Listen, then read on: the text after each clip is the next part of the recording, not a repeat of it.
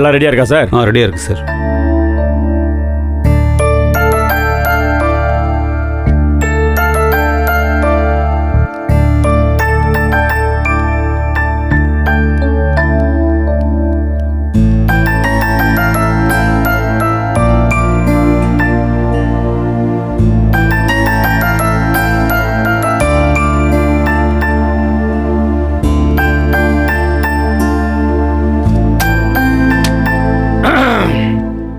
பிள்ளையை கொண்டு போய் கவர்மெண்ட் ஸ்கூலில் சேர்த்து விட்டு சாதனை படைச்சிட்டு வந்துட்டாங்கப்பா.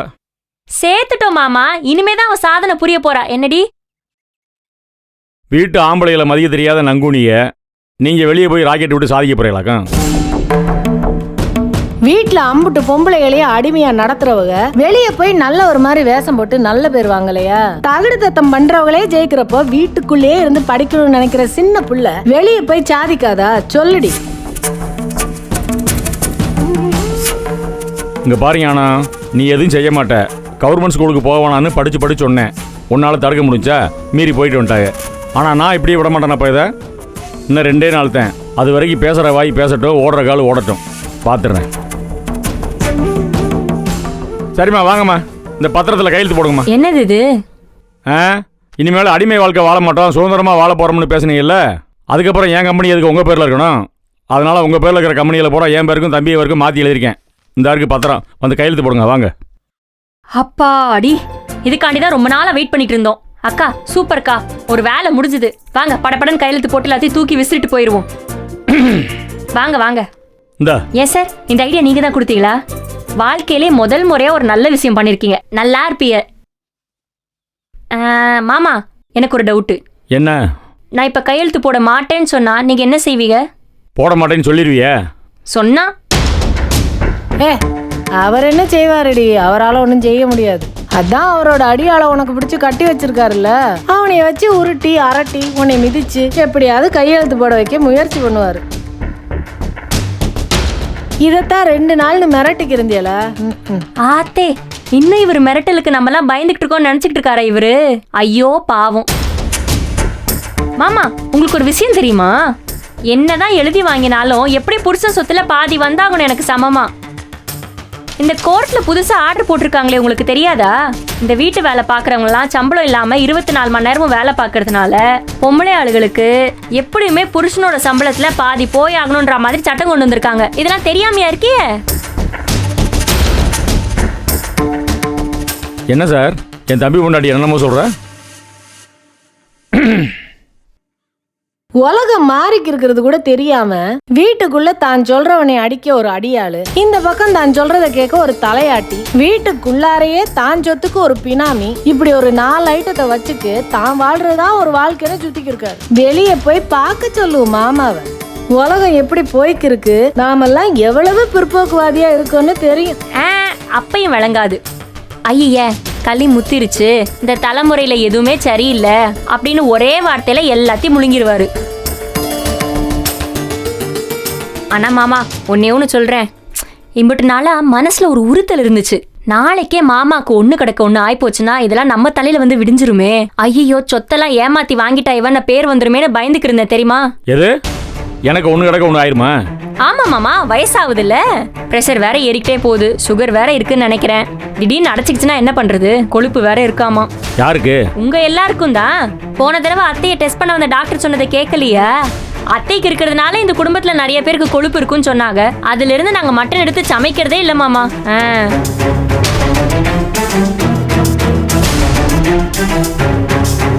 அடுத்தவன் சொத்துல உட்கார்ந்து சாப்பிடுறவன், கட்டின பொண்டாட்டி அடிச்சு விரட்டி மாமனார்கிட்ட இருந்து சொத்து எழுதி வாங்குறவன், இதெல்லாம் மனசு பிரிவி செய்யற வேலையே கிடையாது மாமா. நான்லாம் இவ்வளவு காலத்துக்கு வெளியில போய் சம்பாதிச்சிருந்தேன், என் படிப்புக்கு லட்சக்கணக்கில் சம்பாதிச்சிருப்பேன். நீ படிச்சு கிழிச்சதெல்லாம் ஞாபகம் இருக்க? சோத்துக்கு உப்பு போட்டதை மறந்துட்டு 2 வாட்டி உப்பு போடுவ, அதெல்லாம் ஞாபகம் இருக்கா உனக்கு? ஐயா மாமா, நீங்க வேற. நீங்க பண்ண ட்ரைனிங்ல எனக்கு நடந்த ஒரே நல்ல விஷயம், நான் சூப்பரா சமைக்க ஆரம்பிச்சிட்டேன். இன்னும் சொல்ல போனா நான் சமைச்சு கூட வெளியில போய் பொழைச்சிப்பேன். இதெல்லாம் சும்மா கேட்டுட்டு இருந்தேன். இந்தா கையெழுத்து போட்டுடுறேன். அதுக்குள்ள முகத்துல ஈ ஆடல.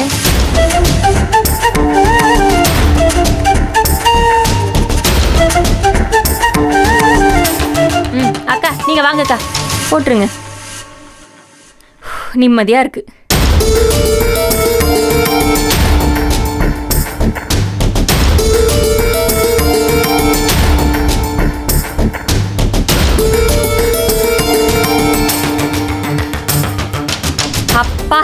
போட்டாச்சு. இனி அம்புடு சொத்து உங்களுக்கும் உங்க தம்பிகளுக்கு மட்டும்தான். நாங்களாம் இனிமே ஃப்ரீ பேர்ட்ஸ். தேங்க்யூ. சரி சார், ஈஸ்வரி ஏற்கனவே கையெழுத்து போட்டா, இவங்களும் போட்டாங்க, அவ்வளோதானே, வேற எதுவும் இல்லை. உங்க தம்பி சக்தி இன்னும் கையெழுத்து போடலையே. அப்படியா? அது வேற இருக்கா? ஞானா அவனாங்கப்பா சக்தியை? அவ வெளியில போயிருக்கான். எது? வெளியில போயிருக்கான். ஓஹோ, மதுரையில் எல்லாம் கரெக்டாக நடக்குதான்னு பார்க்கறதுக்கு நகர்வலம் போயிருக்காராக்கும் ஐயா. சார், அவர் ஒன்றும் பிரச்சனை பண்ண மாட்டாரு. நாங்களாவது இம்புட்டு பேசணும். அவன் சத்தமே இல்லாம வந்து கையெழுத்து போட்டு போயிருவான். அவன்லாம் ரோசக்காரன் சார், நீங்க வேற. அதெல்லாம் சொத்துல எதுவும் வேணான்னு மூஞ்சில அடிச்ச மாதிரி சொன்னானே. அக்கா வாங்கக்கா, டயர்டா இருக்கு, காப்பி போட்டு குடிப்போம். ஏ பசங்களா வாங்க, எல்லாருக்கும் போட்டு தரேன், வா. பார்த்தீங்களா சார் நக்கலை? இன்னும் 2 நாள் தான், அதுக்குள்ளே பத்திர ஆஃபீஸுக்கு போய் எல்லா வேலையும் முடிக்கணும். அவ்வளோதான் நான் பொறுப்பேன். சரிங்க சார். பார்த்துக்குங்க என் வீட்டோட நிலைமையை.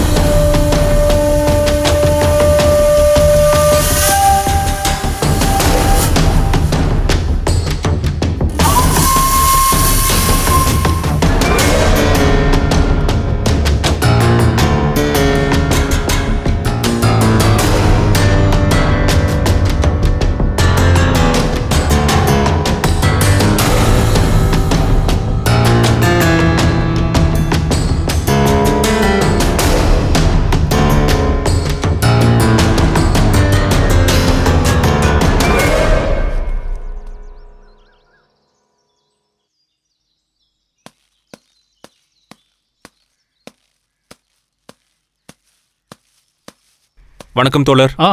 வாங்க கௌதம். என்ன டீட்டெயில்ஸ் எல்லாம் கலெக்ட் பண்ணியாச்சா? பண்ணிட்டேன் தோழர். என்ன பண்ணீங்க?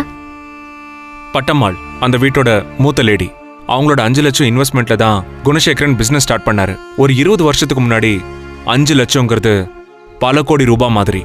அதை வச்சு அந்த குணசேகரன் நிறைய சொத்து, கம்பெனிலாம் வாங்கியிருக்காரு. அதெல்லாம் வாங்கறதுக்காக நிறைய குறுக்கு வழிகளையும் அவர் தேர்ந்தெடுத்தாரு. இதெல்லாம் தொடங்குறதுக்கு முன்னாடி கிருஷ்ணமூர்த்தின்னு ஒருத்தர் வீட்டில் வேலை செஞ்சாரு. அவரோட பையன்தான் எஸ்கே ராஜவர்மன். அவரோட சப்போர்ட்லேயும் குணசேகரன் ரொம்ப முன்னேறி இருக்காரு. ஆனா யாரெல்லாம் உதவி இருக்காங்களோ அவங்க எல்லாருக்குமே துரோகம் பண்ணியிருக்காரு. நிறைய சொத்துக்கள் வாங்கியிருந்தாலும் எல்லாமே குறுக்கு வழியில தான் வாங்கியிருக்காரு. அவர்கிட்ட நேர்மைங்கிறது சுத்தமா கிடையாது. திடீர்னு அவரோட அப்பத்தா பட்டம்மாள் 40% ஷேரை டிமாண்ட் பண்ணதுனால என்ன பண்றதுன்னு தெரியாம அடுத்த கட்ட முயற்சியில் இறங்கியிருக்காரு. இதான் நீங்க கலெக்ட் பண்ணதா? ஆமா. எப்படி தெரிஞ்சுக்கிட்டீங்க? விசாரிச்சேன். குட். இதோ பாருங்க கௌதம், இந்த டீட்டெயில்ஸ் எல்லாம் ஏற்கனவே எங்களுக்கு தெரிஞ்ச தகவல் தான். இதை தவிர வேறு ஏதாவது புதுசாக ஏதாவது விசாரிச்சிங்களா? இல்ல தோழர். என்ன கௌதம், ஏதோ நர்வஸா இருக்கிற மாதிரி இருக்கு. அப்படியெல்லாம் இல்லை.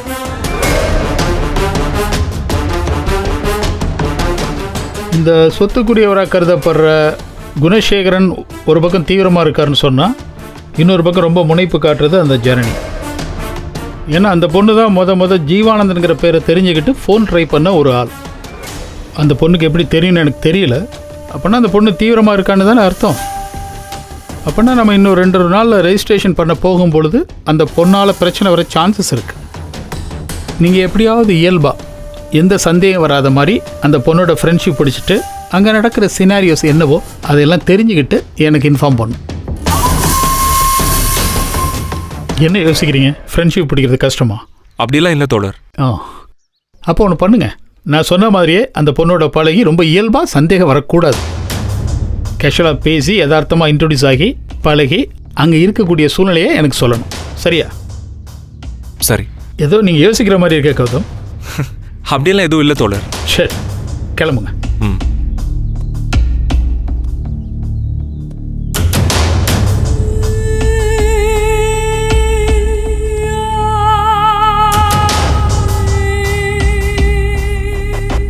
ஏன் தோழர் ஜனனி கிட்ட ஃப்ரெண்ட்ஷிப் ஆக சொல்றீங்க?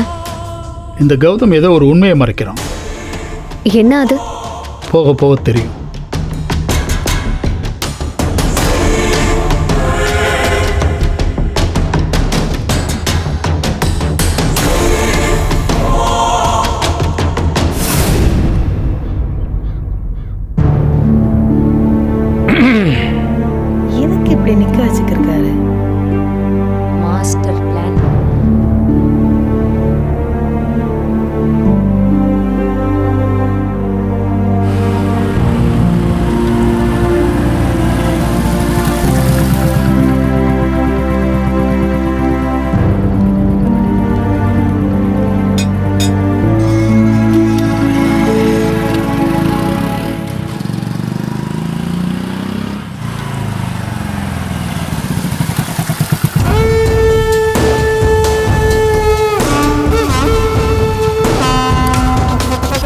வேணாம், சக்தி வேண்டாம் போல, போய் கூட்டு வா. ஆ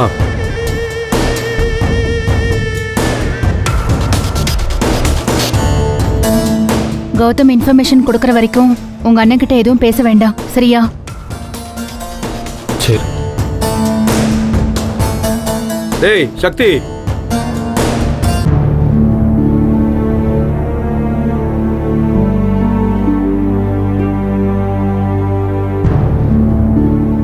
டேய் அண்ணன் எதுவும் உங்ககிட்ட பேசணுமா? உள்ள வர சொல்றாரு, வா. எதுக்கு? ஏன் அது உள்ள வந்து கேட்க மாட்டீங்களோ?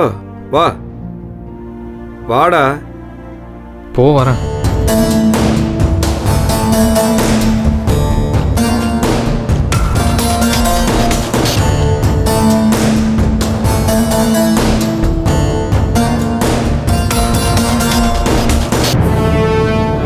அண்ணே வந்துட்டானே.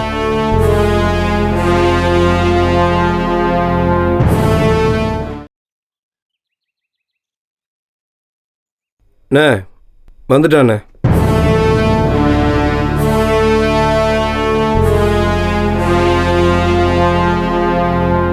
பாப்பா, என்ன விஷயம்? இனிமேல் உன்ட்ட பேசுறதுக்கு என்கிட்ட என்ன விஷயம் இருக்கு? நான் என் விருப்பத்தை பல தடவை உன்ட்ட சொல்லிட்டேன். நீ ஒன்றும் சரியாக யோசிக்கிற மாதிரி தெரியல. சொல்வார் பேச்ச கேட்டுக்கிட்டு உன் இஷ்டத்துக்கு போயிட்டு இருக்க, திசை மாதிரி ஓடிட்டு இருக்க. அது சரி, அது உன் விருப்பம்.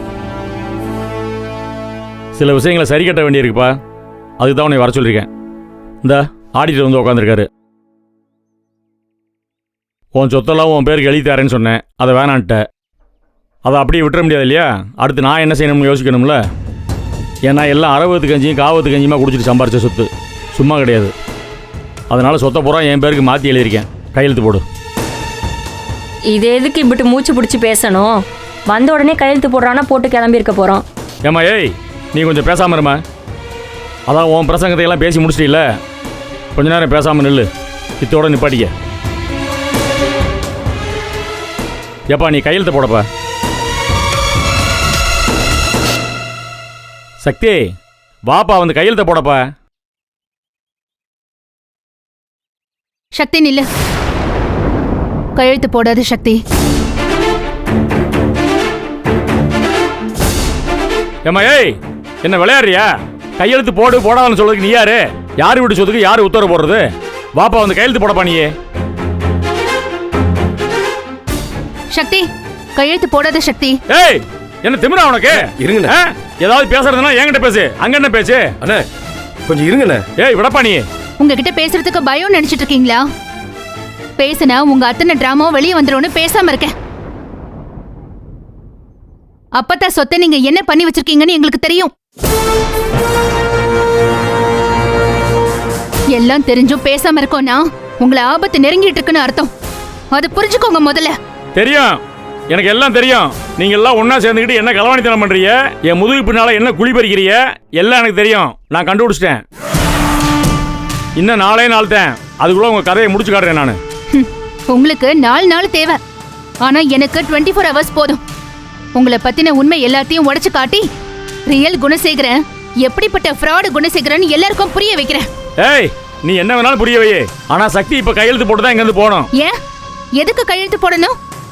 நீங்க சொன்ன உங்க கம்பெனிக்கு போகணும், இல்லைன்னா எல்லாத்தையும் உங்ககிட்ட கொடுத்துடணுமா? என்ன எங்களெல்லாம் நீங்க பப்பெட்னு நினைச்சிட்டு இருக்கீங்களா? கரெக்டு தான். இவரும் உங்க கம்பெனி டெவலப்மெண்ட்டுக்காக உழைச்சிருக்காரு. ஏமா அதான் கம்பெனி அவன் பேர்ல எழுதி வைக்கிறேன்னு சொன்னார்ல. ஒரு மண்ணு வேண்டாம். ஏய் அப்ப கையெழுத்து போடுங்க. தானும் படுக்க மாட்டேன், தள்ளியும் படுக்க மாட்டேன்னா என்ன அர்த்தம்? என்னப்பா சக்தி, நான் கேட்ட உடனே உங்க அண்ணி எல்லாம் கையெழுத்து போட்டு கொடுத்துட்டாங்கப்பா. நீயும் போட்டு கொடுப்போன்னு பார்த்தா இவளை பேச விட்டு வேடிக்கை பார்த்துட்டு நிக்கிற. அவங்க கையெழுத்து போட்டு கொடுத்தா அது அவங்க விருப்பம். சக்தி கையெழுத்து போட மாட்டாரு. யாரை கேட்டு சக்தி பேர்ல நீங்க சொத்து எழுதி வச்சீங்க? என் தம்பி பேர்ல எழுத நான் யாரை கேட்கணும்? உங்க தம்பினா இவர் மேல பாசத்திலே நீங்க சொத்து எழுதி வச்சீங்க? அதெல்லாம் கிடையாது மிஸ்டர் குணசேகரன், எல்லாம் வேஷம். சொத்தெல்லாம் தம்பி பேர்ல எழுதி வச்சிருக்காருன்னு 4 பேர் சொல்லணும். அதுக்காக தான் எழுதி வச்சிருக்கீங்க. ஆனா வீட்டுக்குள்ள இது ஏன் உழைப்பு, ஏன் சம்பாத்தியம்னு பேசுறது. இந்த பொண்ணு வரைக்கும் உங்க பேச்சு பாதிச்சிருக்கு. எல்லாரும் முழிச்சுக்கிட்டாங்க குணசேகரன். இனி உங்க கண் கட்டி விட்ட செல்லாது. எல்லாரும் முழிச்சுக்கிட்டாங்க குணசேகரன்.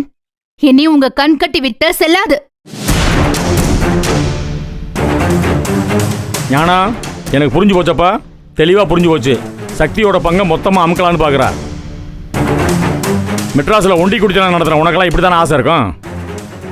எம்டி ஆகணும்னு வந்தவ தானே நீ? கேட்டாக்க நீங்கள் தானே ஏமாற்றி கூட்டு வந்தீங்க, ஏதாவது நாடகம் போட வேண்டியது. எம்டி ஆக்கிறேன்னு நான் கூப்பிட்டா உடனே வாய் பொழந்துட்டு வந்துடுவியே, அதுக்கெல்லாம் தகுதி வேண்டாம். காலேஜ் படித்து முடிச்ச உடனே எம்டி ஆயிடணும். எம்டி சேரில் உட்காந்து நீங்கள் காலை ஆட்டிகிட்டு இருப்பீங்க. வாழ்க்கை பூரா உழைச்சி ஓடா தேஞ்சாவே உங்கள் காலு கீழே சலாம் போடணும்.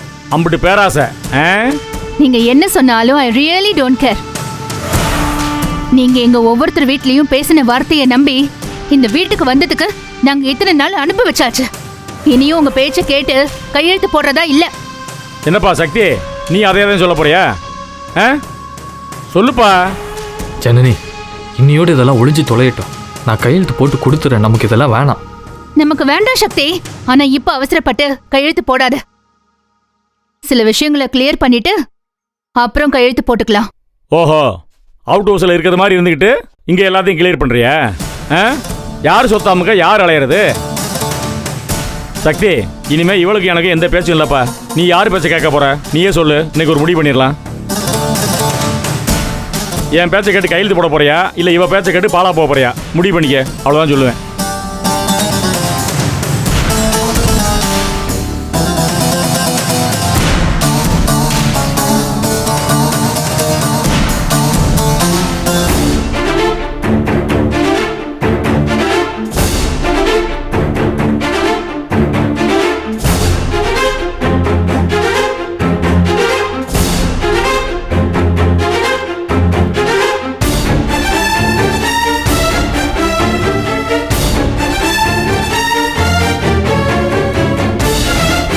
என்னப்பா என் பாட்டில் போகிறேன்? என்ன பண்ண சொல்றிய? அதான் போயிட்டான்ல. இவர் பேச்சை கேட்கறதுக்கு ஜனனி பேச்சே கேட்கலான்னு சொல்லாம சொல்லிட்டு போறோம். என்னம்மா, என் சொத்தை அமுக்கிறதுக்கு எல்லாரும் ஒன்றா சேர்ந்துக்கிட்டு சதி பண்ணுறீங்களா? இந்த ஜென்மத்தில் அது நடக்காது. இங்கே பாருங்க, மேலே போனேன்னு வைங்க, அந்த கிளவியை கழுத்து நரிச்சு கொண்டுருவேன். 5 நிமிஷம் ஆகாது எனக்கு.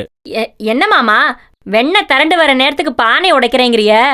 சொத்து கைக்கு வர நேரத்துக்கு எதுக்கு ஜெயிலுக்கு போகணும்? வேணா ஒன்று செய்வோமா? நாங்க ஜனனி கிட்ட கெஞ்சி கேட்டு கையெழுத்து போட சொல்றோம். கையெழுத்து போட்டு போயிடுவோம். என்ன? எதுக்கு ஏன் சொத்தை வாங்குறதுக்கு அவளை ஏன் கெஞ்சணும்? ஒரு விளக்கணையும் தேவையில்லை. இங்க பாருங்க. இந்தாமா, ஏய், இந்த குணசேகரனோட இன்னொரு முகத்தை பாப்பீங்க. அதான மாமா? நாங்க பாத்துக்கிறோம் மாமா.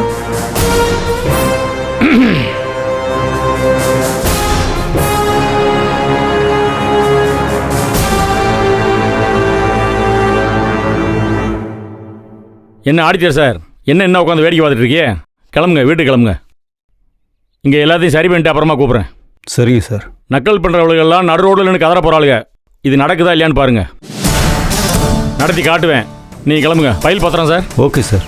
7:30 கேள்விப்பட்டிருக்கேன், எல்லாம் 8:30 9:30 இருக்கு. சரி.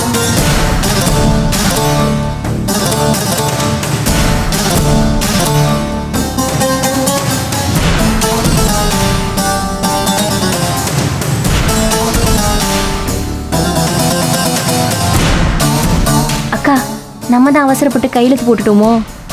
தொலையுது விடு, சனியன் தொலையுதுன்னு அத்தோட விடு. அவ என்னவோ பண்ணிக்கிருக்கா. நம்ம எல்லாத்தையும் தலை முழுகி விட்டு புதுசா வேற பாத்துக்கிருவோம். இதெல்லாம் தலை முழுகுவீங்க? சொத்த சொன்னேன். ஐயா, எல்லாத்தையும் முழுகிருவோம்.